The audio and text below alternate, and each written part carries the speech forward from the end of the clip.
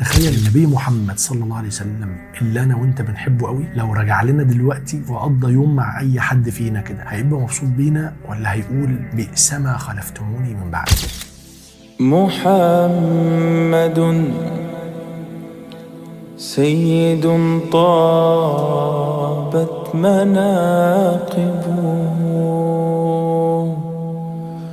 محمد طابت الدنيا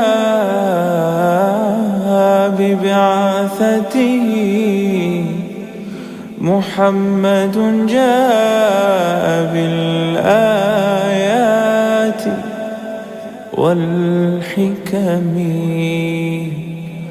من الآيات اللي بتؤثر فيا جدا قول موسى لما كان بيقابل رب العالمين ورجع لقومه، قال تعالى: ولما رجع موسى إلى قومه غضبان أسفا قال بئس ما خلفتموني من بعد. دايما بتخيل ان اللي عاد مش موسى، وان النبي محمد صلى الله عليه وسلم اللي انا وانت بنحبه قوي لو رجع لنا دلوقتي وقضى يوم مع اي حد فينا كده، هيبقى مبسوط بينا ولا هيقول بئس ما خلفتموني من بعدي؟ لو بصيت يومك كده انت بتحب النبي صلى الله عليه وسلم، واكيد ما تحبش ان هو يزعل منك. عدي يومك كده، اخبار الصلوات الخمس، اخبار حجابك ايه، اخبار علاقاتك ايه، اخبار رسائلك. لو النبي صلى الله عليه وسلم قال لك اخبار ما توريني الشات بتاعك، ما توريني التايم لاين بتاعك، لو اي حاجه من الحاجات دي، لو النبي صلى الله عليه وسلم شاف يومك هيبقى راضي. النبي صلى الله عليه وسلم هيبقى على الحوض ويقول: وانه ليذاد اناس عن الحوض فاقول امتي امتي، فيقال انك لا تدري ما احدثوا بعدك. احنا بنحب النبي صلى الله عليه وسلم، بس هل احنا عايشين كأن النبي صلى الله عليه وسلم بينا؟ تقول لي: هو انا هعمل عشان ربنا ولا عشان النبي صلى الله عليه وسلم؟ هقول لك النبي صلى الله عليه وسلم قال: استحي من الله عز وجل كما تستحي ان يراك الرجل من صالح قومك.